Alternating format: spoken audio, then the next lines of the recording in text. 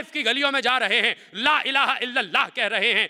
किसको कह रहे हैं? काफिरों को कह रहे हैं, काफिरों को कह रहे हैं। पैगंबर किस पर तबलीग कर रहे हैं? काफिरों पर तबलीग कर रहे हैं। ताइफ में काफिर रहते हैं, मुसलमान नहीं रहते। मुसलमान रहते होते तो जाने की जरूरत ही नहीं थी। काफिरों की गलियों में जा रहे हैं और कह रहे हैं ला इलाहा इल्लल्लाह, ला इलाहा इल्लल्लाह। काफिर पत्थर मार रहे हैं और इतनी संगबारी कर रहे हैं कि सर से लेकर पैर तक मेरा नबी लहू लहान हो जाता है, यहां तक कि नालैने मुबारक भी लहू से भर जाती है। तो अब सुन्नत रसूल क्या है? सुन्नत रसूल वही है कि अगर काफिर पत्थर मारे तो अब देखना यह है कि रसूल क्या कर रहे हैं, वही हमें भी करना है। अगर रसूल पत्थर का जवाब पत्थर से दे रहे हैं तो हमें भी पत्थर मारना है। अगर रसूल पत्थर का जवाब में रहमत की दुआ कर रहे हैं तो उम्मत का भी यही फरीजा है।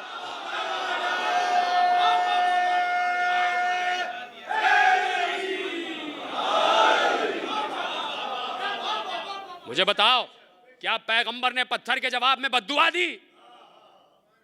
क्यों नहीं पढ़ाई जाती ये बातें?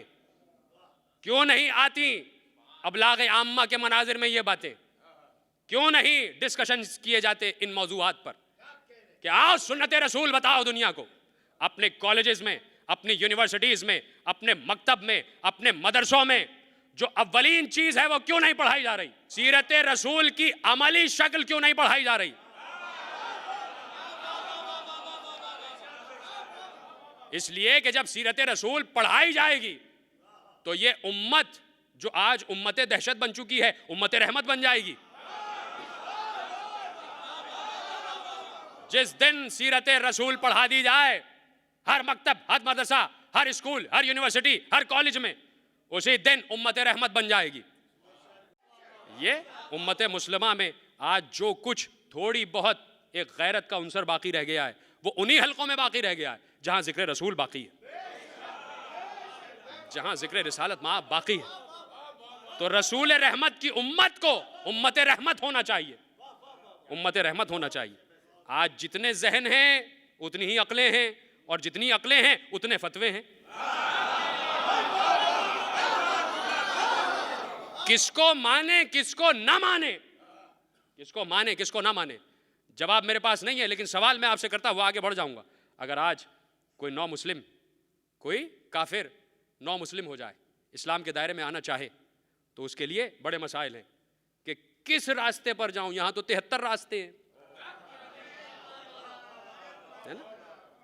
तो जरूरी है कि आप इस्लाम की शाहराह पर और शहर इस्लाम के दरवाजे पर बड़े जली हरूफ से लिख दे कि यह शहर है रिसालत माँ आपका शहर। यह शाहराह रसूल है। यह वो रसूल है कि जिसने ईसाइयों को भी दुआएं दी हैं। यह वो रसूल है कि जिसने यहूदियों के लिए भी दुआ की है कि परवरदिगार इनको इस्लाम से मुशर्रफ कर दे। यह वो रसूल है कि जिसने कभी किसी को बद्दुआ नहीं दी है। यह वो रसूल है जिसने कभी हथियार नहीं उठाया है। यह वो रसूल है कि अगर मैदान जंग में, गजवे में अगर गया भी है सिपह सालारी करता हुआ, तो घोड़े पे बैठ के नहीं गया, नाके पे बैठ कर गया, ताकि ये ना मालूम हो कि ये कोई जंग करने वाला रसूल है, बल्कि नाके पे बैठ कर गए इसलिए कि नाका ऊंटनी निशान था अमन का, कि ये रसूल अमन है। हम दिफाई जंग कर रहे हैं। पैगंबर ने कभी जारहियत नहीं की है, कभी ऑफेंस नहीं किया है, हमेशा डिफेंस किया है। पैगंबर ने हमेशा दिफा किया है, जारहियत नहीं की है। तो जहां भी जारहियत है, लाख मुसलमान कहता रहे, इस्लाम से कोई वास्ता नहीं है। इसलिए कि हमारे लिए अहमियत रखती है सुन्नत रसूल। सुन्नत रसूल हमारे लिए बड़ी अहमियत रखती है और हम फ़ख्र करते हैं, सुन्नत रसूल पर फ़ख्र करते हैं कि जब भी रिसालत माब ने जिहाद का हुक्म दिया है, जब भी रिसालत माब ने जिहाद का हुक्म दिया है, तो पहले खुद आगे आगे गए, फिर एक सुन्नत कायम हो गई, फिर एक सुन्नत कायम हो गई कि जब भी कोई लीडर अपनी कौम से कहे कि चलो जिहाद के लिए, तो सुन्नत रसूल ये है कि लीडर आगे आगे हो, कौम पीछे हो।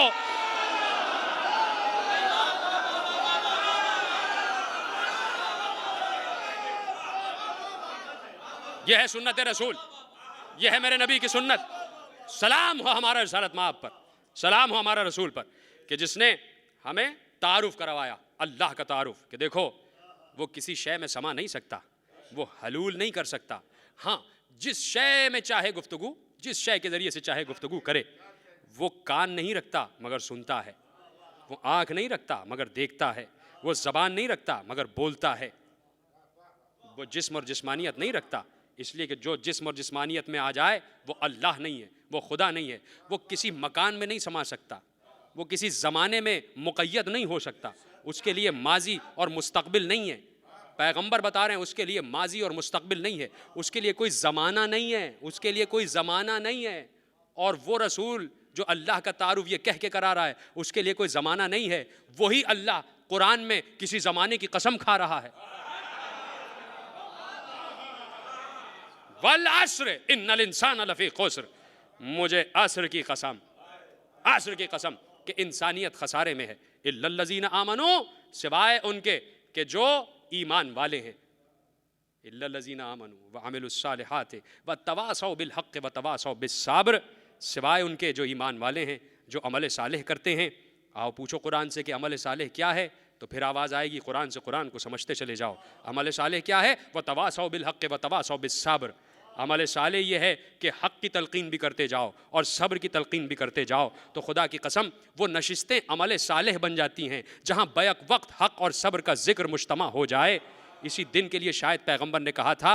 और सालेह कशफ़ी तिरमिज़ी हनफी मज़हब से ताल्लुक़ रखने वाली बहुत अजीम शख्सियत, उन्होंने अपनी किताब कौकब दुर्री में लिखा कि अल हक़्क़ु मा अलीय्यन व अलीय्युन मा अल हक़्क़। पैगंबर ने कहा हक़ अली के साथ है, अली हक़ के साथ है।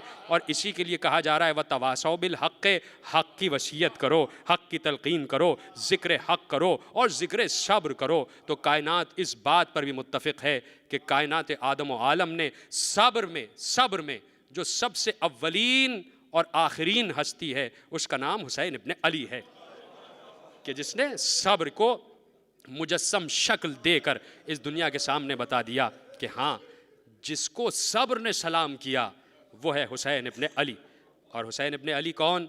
कि जिसने आगोश रसूल में तरबियत पाई है, जिसने फ़ख्र किया है कि जिसने करबला के रेगज़ार में खुतबा देते देते ये जुमले भी कहे कि तुम में से कुछ आँखें ऐसी नज़र आ रही हैं जिन्होंने मुझे दोशे रसूल पर देखा है, जिन्होंने मुझे दोशे रिसालत माब पर देखा है। और इसी दिन के लिए पैगंबर जब भी हुसैन को लेकर आ रहे हैं हुजरे से बाहर, चाहे मस्जिद नबवी के मिंबर पर बैठ रहे हों, चाहे फ़र्श पर बैठ रहे हों, तो हमेशा हुसैन इब्न अली को अपने जानू पर बिठाया है, अपने कांधे पर बिठाया है। और कांधे पे बिठाने का मकसद ही ये था कि पैगंबर ये बताना चाह रहे हैं कि देखो देखो मेरे चाहने वालों, मैं हुसैन को इतना बुलंद रखता हूँ, मैं हुसैन को इतना बुलंद रखता हूँ, मैं बड़े नाज उठाता हूँ हुसैन इब्न अली के। न मालूम ये पैगाम कैसे समझा गया कि हाँ पैगंबर ने तो कांधों पे बुलंद किया, न मालूम हुसैन को नेज़े पे कैसे बुलंद कर दिया गया।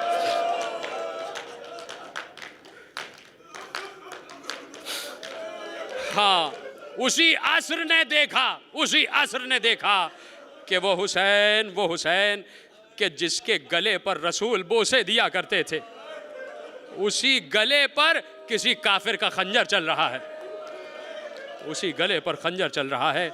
हाँ मेरे अजीज़ों, हाँ आप जमा हुए ना, आपने 9 दिन हुसैन की याद बड़े एहतमाम से मनाई। आओ आज हुसैन के घर वालों को सलाम करते चलो, आओ आज सैयदुश्शुहदा को पुरसा देते चलो, इसलिए कि ये सलाम सुन्नत हुसैन है। आज के दिन अभी जो तुम असर का वक्त गुजार कर आ रहे हो ना, ये सलाम सुन्नत हुसैन है कि जब हुसैन नन्हे से अली असगर को कब्र में दफन कर चुके, जब हुसैन कब्र अली असगर बना चुके और अब हुसैन का इरादा है कि मैदान जंग को जाएं, उससे पहले खैमे में आए और एक मर्तबा अपने दाएं हाथ को बुलंद किया, अपने माथे पे रखकर कहा या ज़ैनब, या उम्मे कुलसूम, या रुक़ैया, या सकीना, अलैकुन्ना मिन्नी अस्सलाम, अजरुकुम अलल्लाह। ए ज़ैनब, ए उम्मे कुलसूम, ए रुक़ैया, ए सकीना, तुम पर हुसैन का आखिरी सलाम। और जाते जाते एक जुमला और कहा, ए मेरी माँ की कनीस फिज़ा, तुझ पर भी हुसैन का सलाम, तुझ पर भी हुसैन का सलाम। हुसैन सलाम कर रहे हैं, बहन समझ गई कि भाई जाने वाला है, लिक़ाए रब की मंजिल नज़दीक आ रही है। जैसे ही हुसैन सलाम करके पलटे कि खेमागाह से बाहर जाएं, बहन आगे बढ़ गई। बहन ने भाई का बाजू थामा और थामने के बाद कहा, भैया जाने का इरादा कर लिया है, मैं रोकूंगी नहीं, मैं रोकूंगी नहीं। ए भैया, मैं चाहती हूं ये मसनद रसूल मैंने बिछा दी है, थोड़ी देर के लिए इस पर बैठ जाओ, थोड़ी देर के लिए इस पर बैठ जाओ। हुसैन बैठ गए। कहा, बहन कहना क्या चाहती हो? हुसैन रो रहे हैं, ज़ारो कतार आंसू रवा है हुसैन की आंखों से, एक तूफान अश्क है जो हुसैन की आंखों से बह रहा है। कहा, बहन कहना क्या चाहती हो? कहा, भैया बैठ जाओ।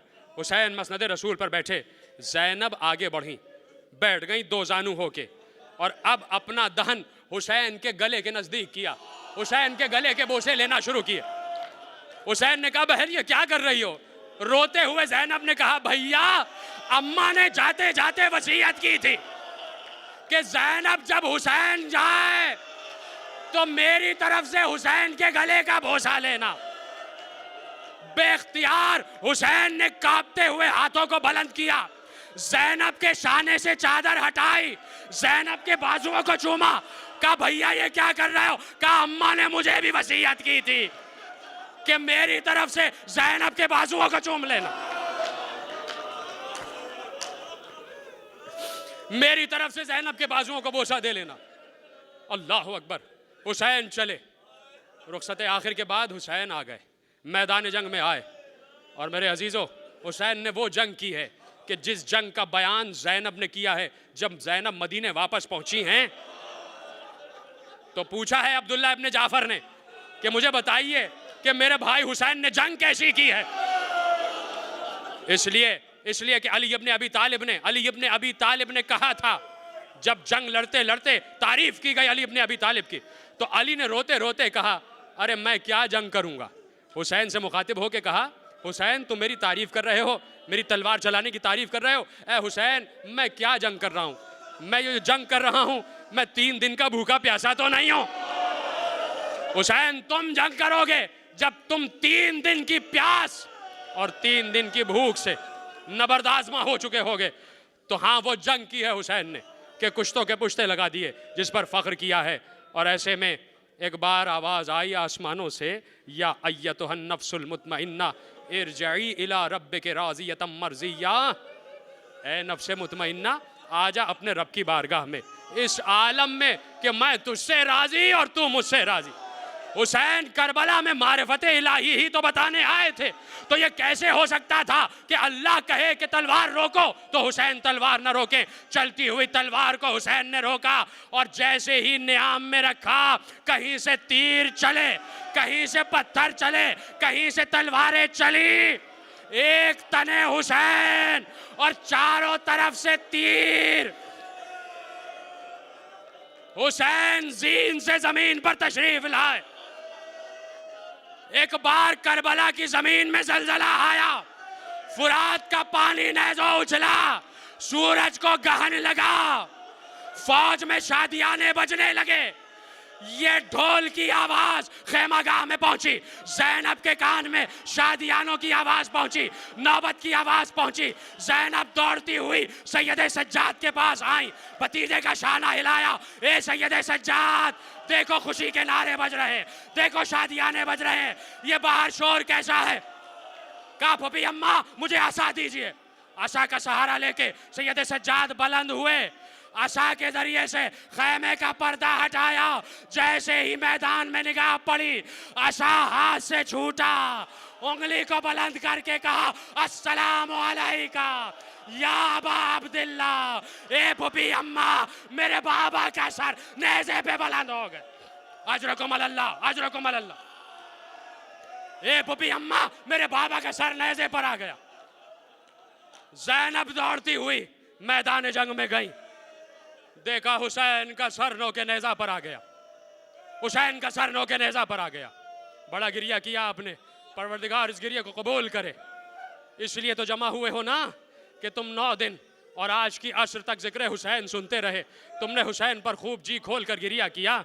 ज़रा एक नज़र हुसैन के बाद खैमों पर डाल देना, इसलिए कि बाद हुसैन ज़ैनब के लिए हर दिन शाम गरीबा हो चुका था।